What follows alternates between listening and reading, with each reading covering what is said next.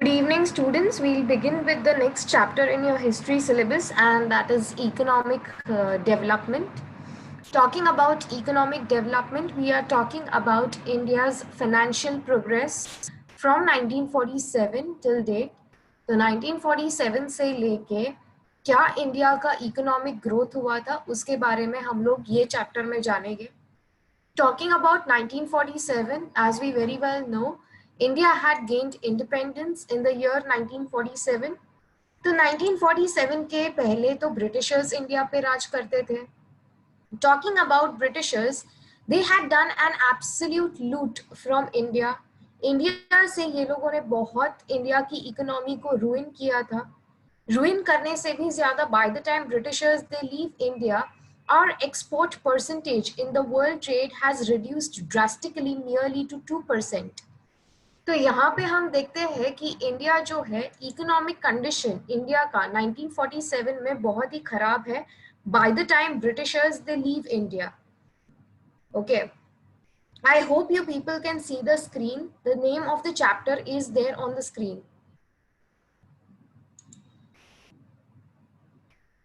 Okay.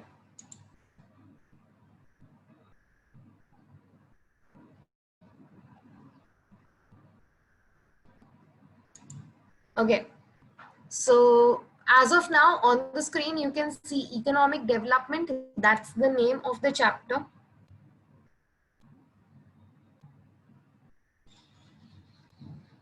Okay, I'll just share the screen again then.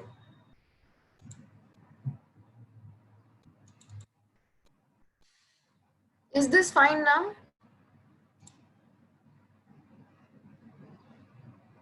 Okay.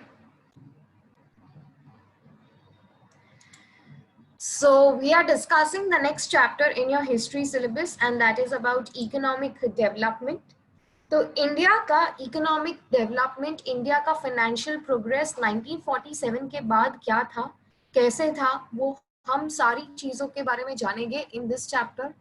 More than that, what is very important to be known over here is by the time Britishers they leave India, जब तक India से Britishers चले जाते हैं तब तक India का financial condition बहुत ही खराब हो चुका था. सो इंडिया के फाइनेंसेस बहुत ही खराब थे by the time Britishers they are leaving India. When Britishers were there in India, जब भी ब्रिटिशर्स इंडिया में ऑलमोस्ट 300 साल रह के जाते हैं, तो 300 सालों में इंडिया का ट्रेजरी इस तरह से यूज किया गया था कि जब तक ब्रिटिशर्स हमें छोड़ के चले गए हमारी जो ट्रेजरी थी वो ऑलमोस्ट खाली ही हो चुकी थी. Okay, we were not that great rich country in the world as what we were in the past. So here we see that after 1947, how is India trying to cope up with all these economic problems? How is it trying to become economically developed? We are going to talk about those factors in this chapter. Fine. तो इस chapter में हम India की economy के बारे में बात करेंगे. I hope my voice is clear enough.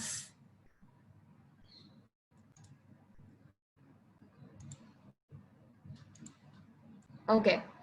So by any chance, if you cannot listen, then there is some internet issue from your end. Fine. So let us begin with this chapter. Talking about India, India has adopted a mixed economy. अभी mixed economy क्या होता है उसको समझने के पहले you people should know this, that here India is gaining its independence in the year 1947. India को आज़ादी 1947 में मिलती है, लेकिन हमें ये नहीं भूलना चाहिए कि 1947 की ठीक 2 साल पहले in the year 1945 World War II had come to an end. तो वर्ल्ड वॉर 2 जो था वो 1945 में खत्म होता है और 1947 में इंडिया को आजादी मिलती है. अभी वर्ल्ड वॉर 2 के बाद वर्ल्ड की जो कंट्रीज थी, अभी फिलहाल वर्ल्ड में 196 कंट्रीज है. तो 196 कंट्रीज को चलाने का तरीका अलग होता है. So there are 196 countries in the world and every country works in a different way. Talking about their economy, वो किस तरह से अपना इकोनॉमिक सिस्टम चलाते हैं वो बहुत ही इंपॉर्टेंट होता है. For example, when we talk about America, it runs a capitalist economy. When we talk about Russia, it runs a communist economy, a socialist economy rather. तो हम देखते हैं कि अलग अलग देश अलग तरह के से हम उनकी इकोनॉमीज को चलाते हैं. अभी जब इंडिया एक नया देश बना था 1947 में, when India as a new country was formed in the year 1947, we see that India it shall adopt a mixed economy. Capitalism और सोशलिज्म के जो अच्छे पॉइंट्स थे, ये दोनों के अच्छे पॉइंट्स को मिला के एक मिक्स्ड इकोनॉमी इंडिया ने अडॉप्ट किया after 1947. We had a very first Prime Minister Pandit Jawaharlal Nehru. When he became the Prime Minister of India, he was of this decision to adopt a mixed economy for our nation. अभी mixed economy जो था, ये mixed economy होता क्या है? Capitalism के अच्छे points और सोशलिज्म के अच्छे पॉइंट्स को मिला के जो मिक्स्ड इकोनॉमी को हम अडॉप्ट करते हैं, इसको हम मिक्स्ड इकोनॉमी बोलते हैं. Okay. More than that, talking about various other aspects of capitalist and socialist economy. Capitalist economy में क्या होता है? Here we see that the means of productions are completely owned by a private businessman.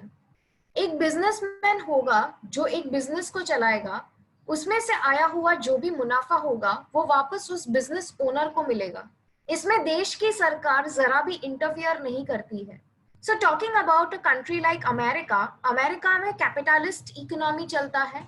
ये capitalist economy के तहत हम देखते हैं कि अमेरिका की सरकार अमेरिका के बिजनेसेस में दखल अंदाज थोड़ा कम देती है. So here, whatever the businessmen, whatever the entrepreneurs in a country like USA they earn, it comes back to these private entrepreneurs. तो यहाँ पे जहाँ पे सरकार का दखल बहुत ही कम होता है बिजनेसेस में, उसको हम कैपिटलिस्ट इकोनॉमी बोलते हैं. On the other hand, when we talk about a socialist economy, socialist economy में क्या होता है?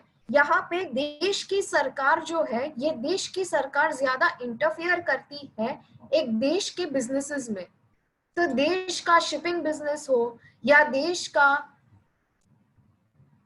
का शिपिंग बिजनेस हो या देश के रेलवे बिजनेसेस हो या देश के जितने भी बिजनेसेस, इंडस्ट्रीज और फैक्ट्रीज है, वो सरकार चलाती है. It is owned by the state, it is owned by the country's government. So whatever the profits these businesses earn, they are returned back to the state, they are returned back to the government. Now it is the responsibility of the government to equally divide the resources, to equally divide the profits amongst the people. तो ये दो तरह की economy हुई.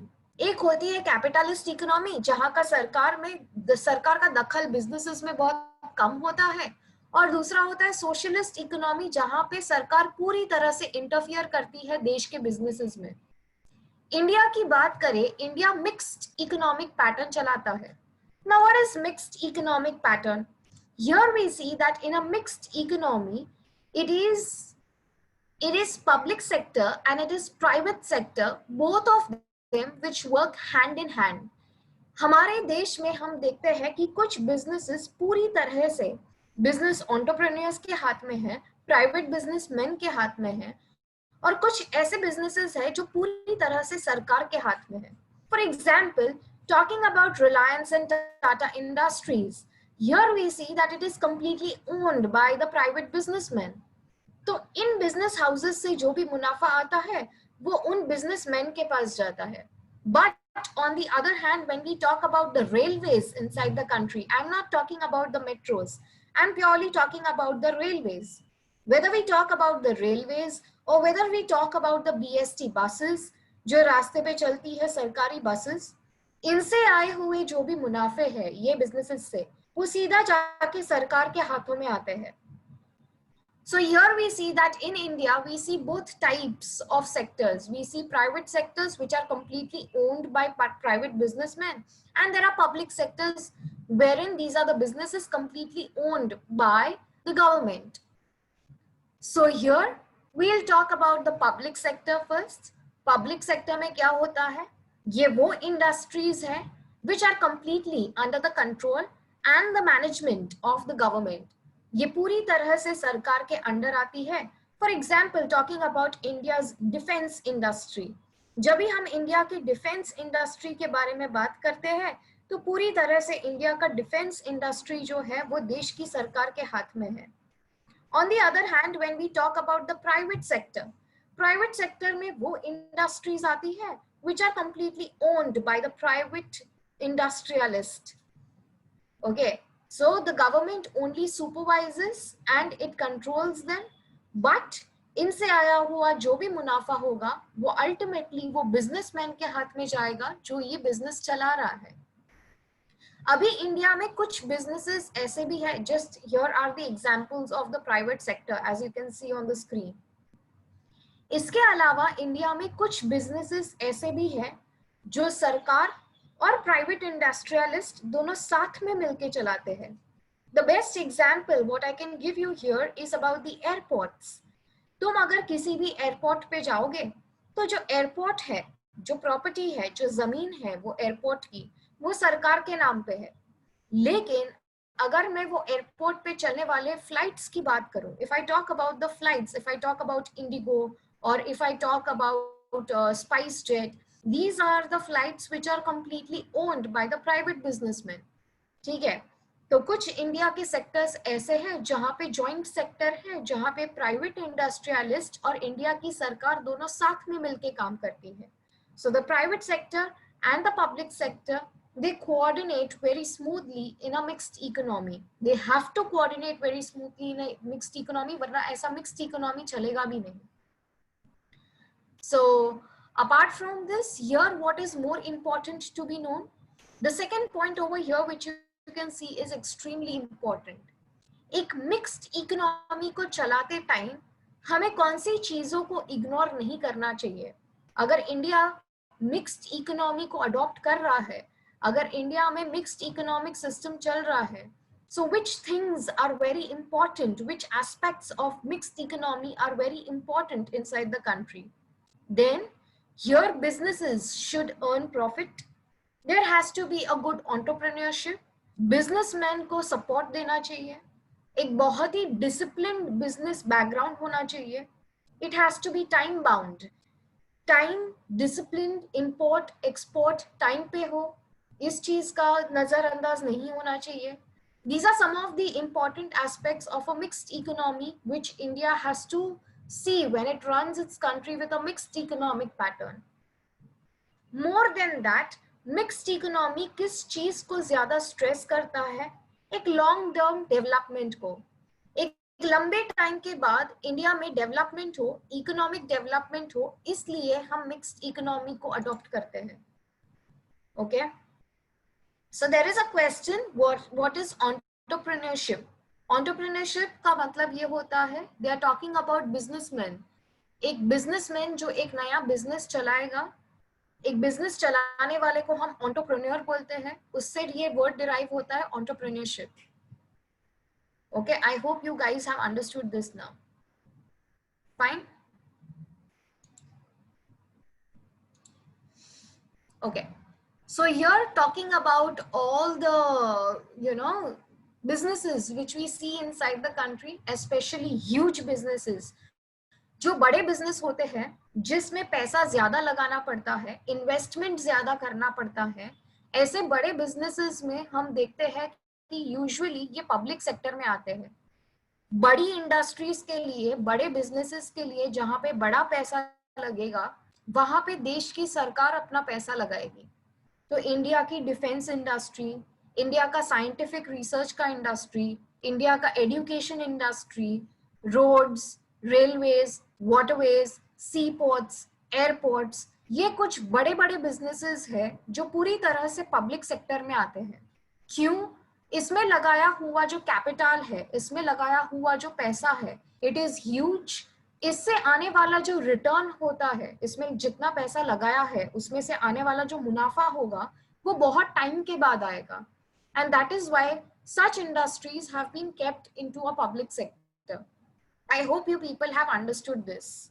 यहाँ पे हम देखते हैं कि बड़े बड़े बिजनेसेस में यूजुअली जो छोटे छोटे बिजनेसमैन होते हैं वो इतना बड़ा पैसा लगा नहीं सकते हैं, and that is why such big business houses are supposed to be kept under the government. They are supposed to be kept under public sector. I hope you guys have understood till here. Apart from this, we see that in the year 1973, 1973 India के लिए बहुत ही ज्यादा crucial साल है. क्यों? उसका reason है. Here we see that just before 1973, India had been on a war with Pakistan. 1973 के कुछ एक दो साल पहले ही इंडिया की लड़ाई हुई थी पाकिस्तान के साथ. So there was an Indo-Pak war which happened before 1973. 1973 के बाद इंडिया की कुछ इकोनॉमिक कंडीशंस क्रूशियल थी. उसमें इंडिया की सरकार को, इंडिया के फाइनेंस मिनिस्टर को और इंडिया के प्राइम मिनिस्टर को कुछ बहुत बड़े डिसीजंस लेने पड़े, because of which we started allowing a huge amount of foreign investment in India. More than that, we also see कि हमारे देश ने उसके बाद ग्लोबलाइजेशन, प्राइवेटाइजेशन में वो लोगों ने पार्टिसिपेट करना शुरू किया. We participated in the World Trade Organization. So 1973 के बाद हम देखते हैं कि इंडिया की इकोनॉमी बहुत बड़े पैमाने पे at a very speedy rate we see that India's economy is developing. India's industrial policies, India के जो कानून हैं इंडस्ट्रीज के रिलेटेड वो भी ज्यादा डेवलप हो रहे हैं. Above all, what is more important over here is that India's government, it not only gave importance to the heavy industries, but it also gave importance to small scale industries and even to the cottage industries. छोटे छोटे industries को भी उतना ही importance दिया गया था. We will now begin with the 5-year plan. अभी ये 5 साल योजना, ये 5 years plan exactly होता क्या है? हम देखते हैं कि इंडिया का प्राइम मिनिस्टर जब भी इलेक्शंस जीत के आता है तो उसके बाद वो प्राइम मिनिस्टर इंडिया में 5 साल तक रहता है. So whenever the elections are conducted for Lok Sabha in India, a prime minister is elected eventually, and this Lok Sabha along with the prime minister is gonna stay inside this land for the next 5 years. 5 साल के बाद वापस एक elections होगा, एक नया prime minister आएगा, एक नई लोकसभा आएगी और वो अगले 5 साल के लिए रहेगी. जब भी एक प्राइम मिनिस्टर इलेक्शंस जीत के अपनी पोजीशन पे आता है, ये प्राइम मिनिस्टर अपनी सरकार के साथ अगले 5 साल के लिए क्या करने वाला है ये देश के लिए, इस चीज का पूरा ड्राफ्ट तैयार किया जाता है. This is nothing else but a 5 years plan. तो एक देश का प्राइम मिनिस्टर इलेक्शंस के बाद जब भी अपनी टीम के साथ बैठता है, the name of this team is planning commission. Again I will repeat, the name of the team is planning commission. ये प्लानिंग कमीशन का चेयरमैन खुद इंडिया का प्राइम मिनिस्टर है. इंडिया का प्राइम मिनिस्टर ये प्लानिंग कमीशन की team के साथ बैठ के एक प्लान बनाएगा, एक योजना बनाएगा कि वो अगले 5 साल के लिए ये देश के लिए क्या करेगा जब तक वो इंडिया का प्राइम मिनिस्टर है. So this is known as the 5 years plan. Now who brought this idea of 5 years plan in India? Then he was none other but Pandit Jawaharlal Nehru. Pandit Jawaharlal Nehru, after 1947 when India got its independence, he personally visited Soviet Union, he personally visited Russia. He saw that Russia's government, they used to adopt such 5 years plan. वो ऐसे 5 years plan बना के अपने देश को चलाती थी. So here we see that it is all thankfulness to Pandit Jawaharlal Nehru that he established a planning commission team in India, and along with this team of planning commission, they used to prepare the 5 years plan for every government that used to come along after winning the elections. We very well know that India had been completely exploited by the colonial power of the British Empire. After this, India was facing severe problems such as poverty, unemployment, population growth, low standards of living, low productivity, and more than that, talking about our agriculture and small scale industries along with the large scale industries, they were still lagging behind as compared to that in the world. We were way behind in the fields of knowledge, science and technology. इन सब मुश्किलों से बाहर निकलने के लिए, इन सब problems से बाहर निकलने के लिए, then finally we see that the 5 years plan had been started inside the country. I just want you people to mark this statement in your textbook. It's extremely important. India had established the Planning Commission in the year 1950 with Pandit Jawaharlal Nehru being its very first chairman.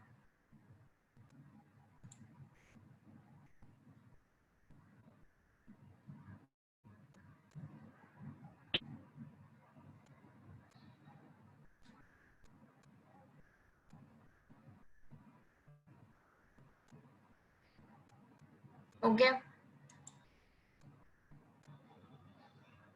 So we'll again go ahead with this. Talking about the 5 years plan, 5 years plan किन चीजों पे ज्यादा focus करता है? So there are some fundamental principles which the government, which the planning commission has to keep in mind while they are making a draft of 5 years.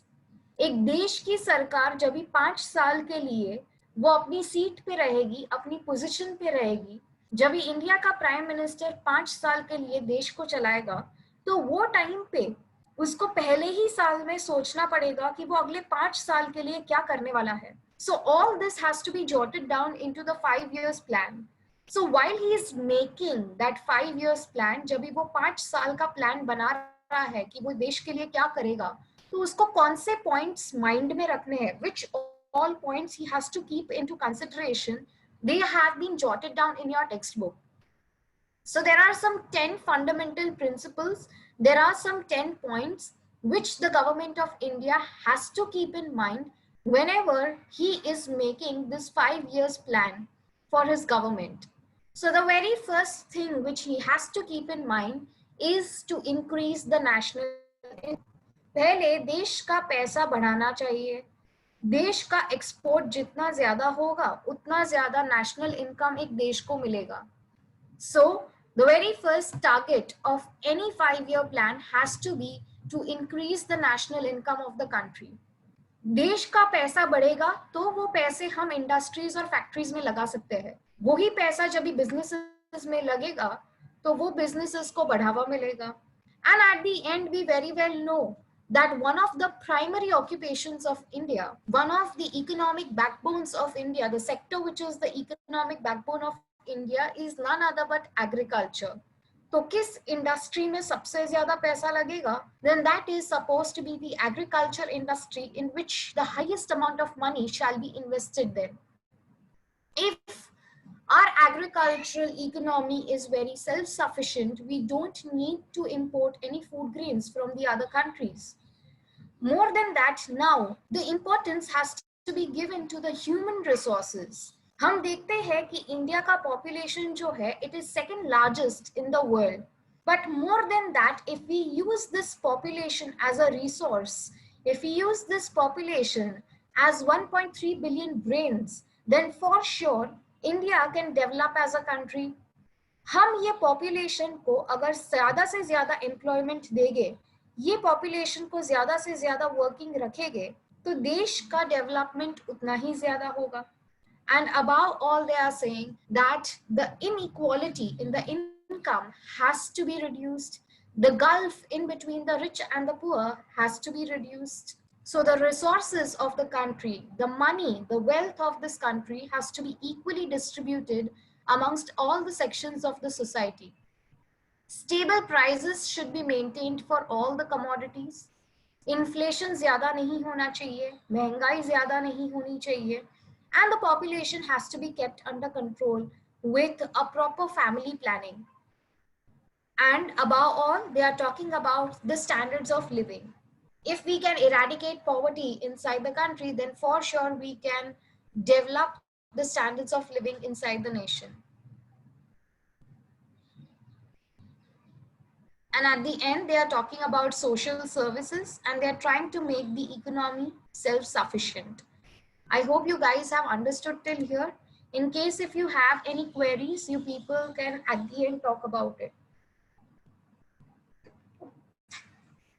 There is a question which has been asked. India started green revolution and white revolution. Yes, for sure.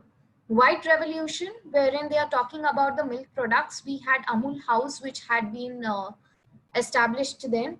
Green Revolution से India का wheat production सबसे ज़्यादा होता है.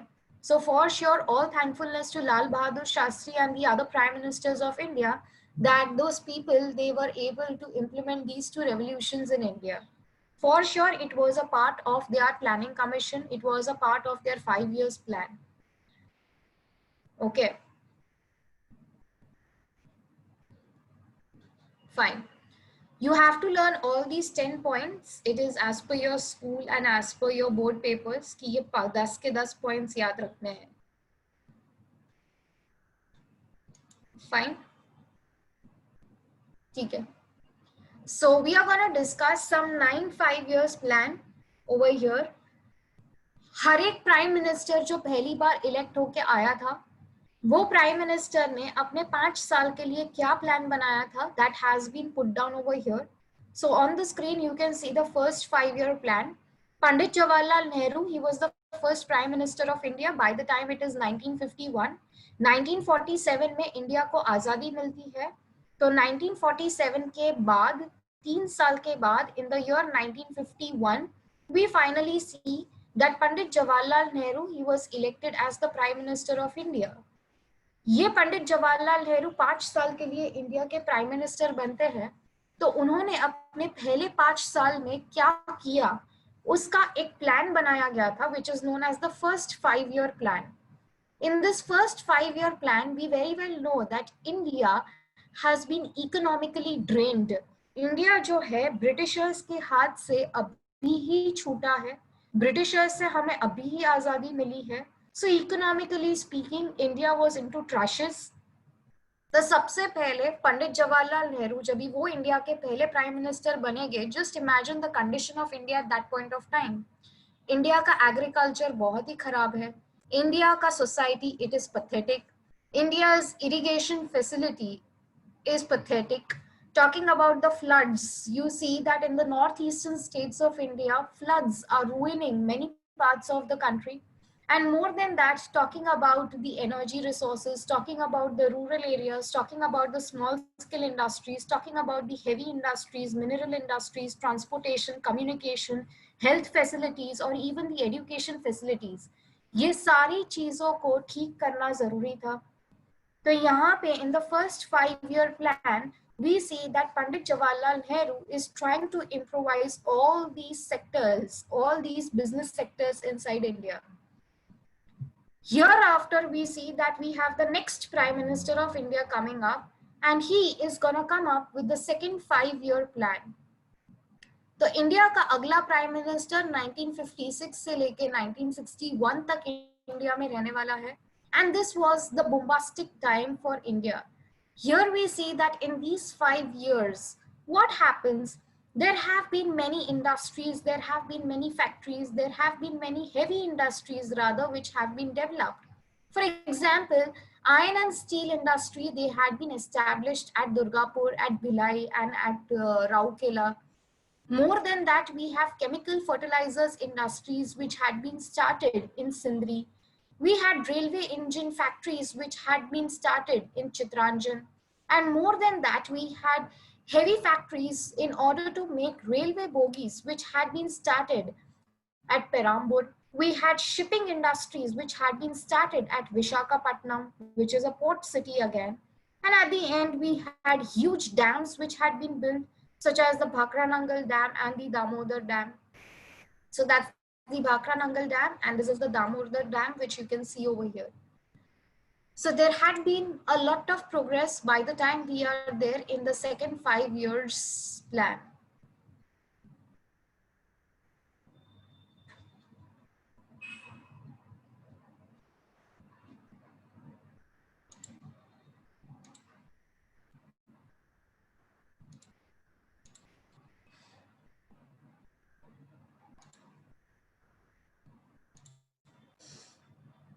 Next, we'll begin with the third 5-year plan.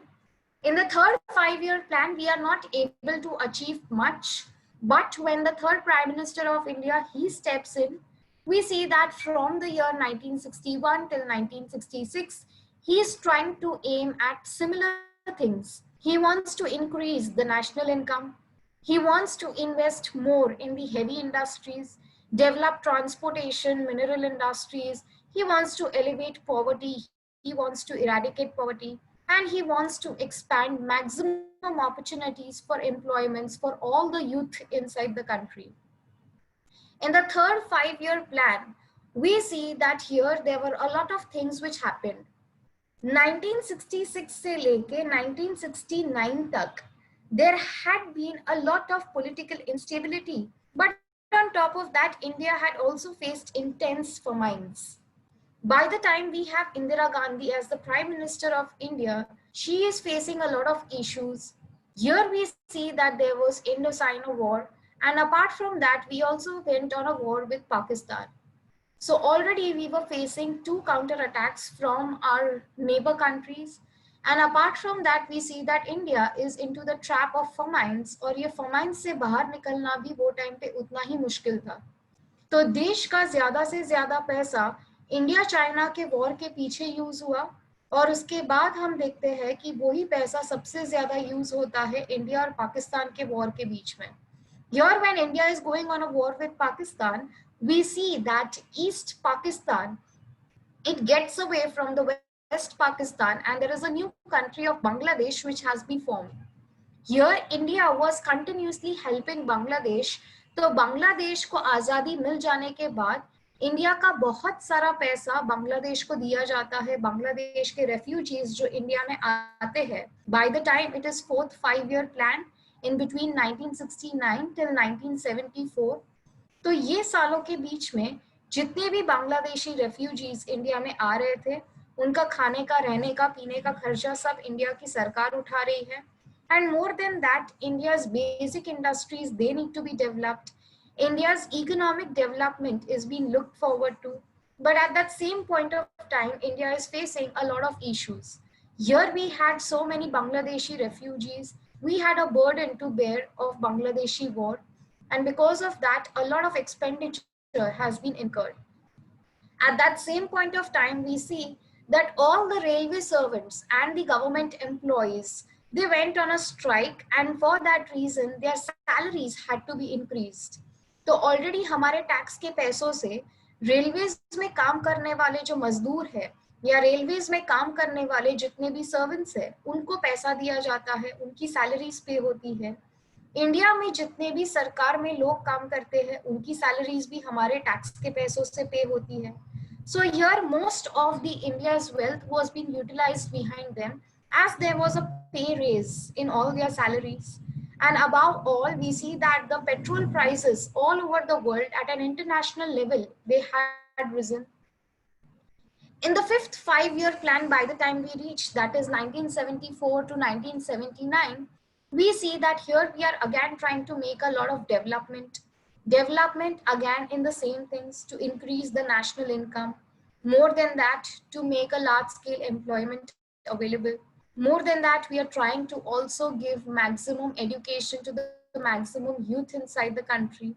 We are trying to provide good nutritious food and drinking water to the poor areas, to the slum areas. We are trying to give proper medical treatment facilities in the rural areas.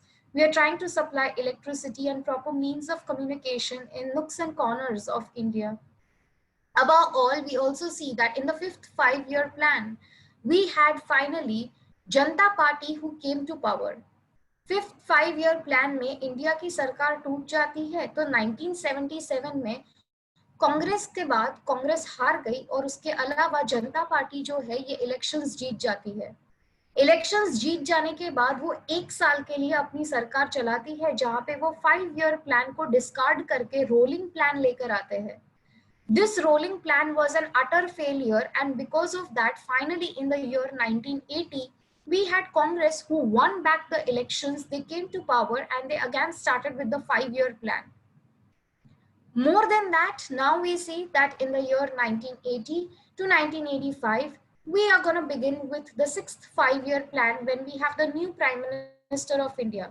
He tries to do the same thing. He wants to elevate poverty. He wants to increase more and more employment.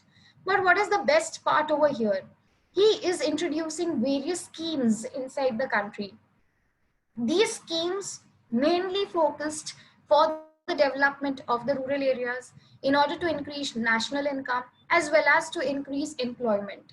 तो किन चीज़ों पे ये 5 schemes जो है ये focus करती है? It's again to increase the national income, to develop the rural areas, and to increase maximum amount of employment for all the youth inside the nation.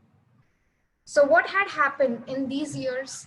We see that it was Integrated Rural Development Scheme which had been introduced, IRDP program which had been introduced, Rural Landless Employment Guarantee Act which had been introduced. Then we had RLEGP program which had been introduced, and it was the Rural Employment National Guarantee program which had been introduced. So there were various other schemes which had been introduced. By the time we are there in the 7th 5-year plan, again there have been various schemes which have been introduced again. It's Jwar Rozgar Yojana.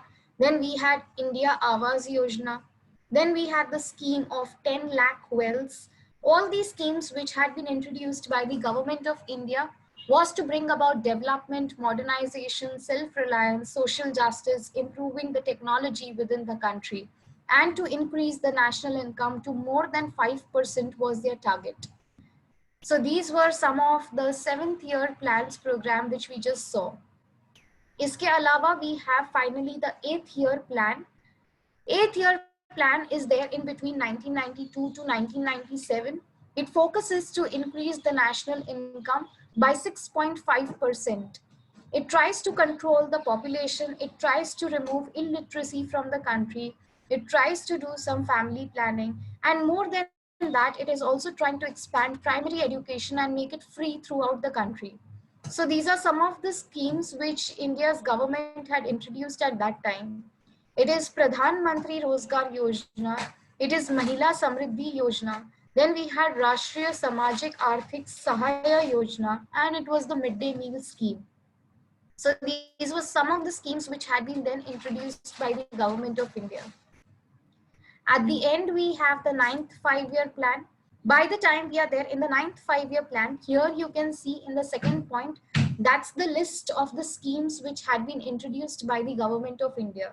So you can surely go through your textbook once and you can have a glimpse over these schemes there. Okay. Next, we'll move on to the last part for the day, and that is nationalization of banks. Talking about the various banks which were there inside the country, देश में पहले आजादी के बाद 1947 के बाद जितनी भी बैंक्स इंडिया में थी, ये सारी की सारी बैंक्स जो थी ये प्राइवेट सेक्टर में आती थी. There were private businessmen, there were private entrepreneurs who used to own these banks. India की सरकार को फिर जाके पता चलता है कि देश का मैक्सिमम पैसा जो होता है वो कहीं ना कहीं हम देखते हैं कि देश का जो जितना भी पैसा है, देश के लोग जो भी पैसा कमाते हैं वो जाके ये बैंक्स में सेव करते हैं. So for sure banks are those areas wherein we see maximum amount of money which has been invested there. So here all thankfulness to Pandit Jawaharlal Nehru and all thankfulness to Lal Bahadur Shastri. When these two prime ministers of India were there, we see that all the banks in India, they were under the private sector. But with Indira Gandhi becoming the Prime Minister of India, we finally see that these banks, they had been nationalized. इनमें से कुछ banks ऐसी थी, कुछ 14 banks ऐसी थी जिसको private sector से पब्लिक सेक्टर में ले लिया गया. So in the year 1955, the State Bank of India, which we see today, was previously a private bank known as the Imperial Bank. हम उसके बाद देखते हैं कि फिर इंडिया की ऐसी कुछ 14 बैंक्स थी जिनको नेशनलाइज किया गया था. The list of those banks, they have been given there in your textbook. You can for sure go ahead and have a glimpse over it there. So that's about the nationalization of banks. We'll move ahead with the next topic, and that is about the background of this nationalization. Okay. As of now, for those people who have any queries can stay back for the class, and rest of the people can leave. If you have any queries, you can just post it in the chat box. I have kept the chat box open. You can just put it over there. And in case if you don't have any doubts, you can leave then for the day.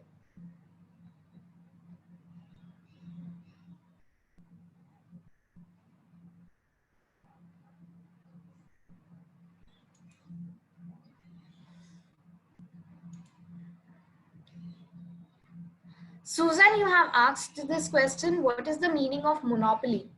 Monopoly का मतलब है एक ऐसा business जिसको दिया गया है सिर्फ एक businessman को. There will be no other businessman who will be allowed to do that business apart from that one person. That is called as monopoly. तो इंडिया की जितनी भी बैंक्स थी उसमें देश की सरकार को अलाउड नहीं था कि वो ये बैंक्स को चलाए. ये बैंक्स को चलाने का काम जो था वो सिर्फ और सिर्फ इंडिया के प्राइवेट बिजनेसमैन को दिया गया था. ये उनको स्पेशल अथॉरिटी दिया गया था, मोनोपोली दिया गया था. Okay, next there is another question which has been asked, that is nationalisation of banks. Nationalisation of bank का मतलब ये है कि इंडिया में 1947 के बाद, after 1947, whichever banks were there in India, India में जितनी भी बैंक्स थी, ये सारी की सारी बैंक्स जो थी ये इंडिया की सरकार नहीं लेकिन इंडिया के प्राइवेट बिजनेसमैन चलाते थे. तो इंडिया के प्राइवेट बिजनेसमैन जो ये बैंक्स को चलाते थे, ये बैंक्स का पैसा उठा के वो खुद के पास रखते थे, उनसे आया हुआ प्रॉफिट वो उनके पास ही जाता था. फिर पता चला कि देश का मैक्सिमम पैसा देश की बैंक्स में होता है. तो देश की सरकार ने फिर क्या किया, इंडिया में जितनी भी बैंक्स थी उसमें से 14 बड़े बड़े बैंक्स को अपने हाथों में कर लिया. So instead of a private businessman running a bank, there were 14 such banks in India which had been brought into the public sector, जो देश की सरकार ने अपने हाथों में कर लिया. So that is called as the nationalization of bank. Jash, I hope you have understood this question.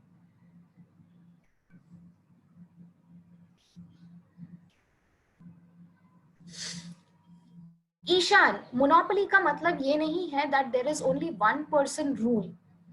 Monopoly का मतलब ये है कि ये एक ऐसा बिजनेस है जो या तो किसी एक पर्सन को दिया गया है चलाने के लिए, या तो फिर किसी एक बिजनेस हाउस को दिया गया है. या तो एक बिजनेसमैन होगा जो ये पूरे बिजनेस को चलाएगा, या तो फिर मोनोपोली का मतलब ये होता है कि कुछ बिजनेसेस ऐसे हैं जो पूरी तरह से या तो सरकार के हाथ में होंगे या तो पूरी तरह से प्राइवेट सेक्टर के हाथ में होंगे. Okay,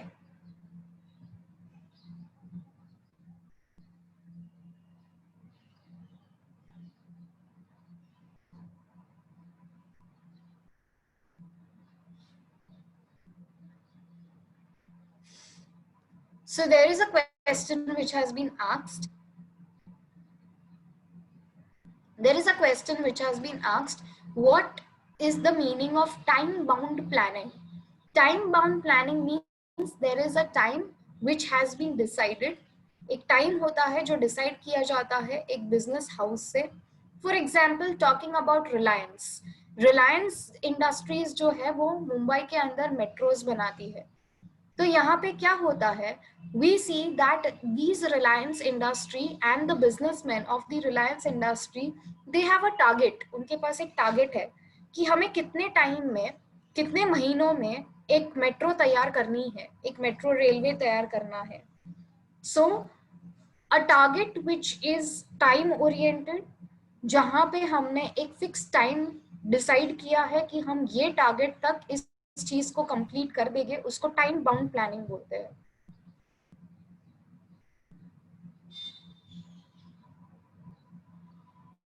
Okay,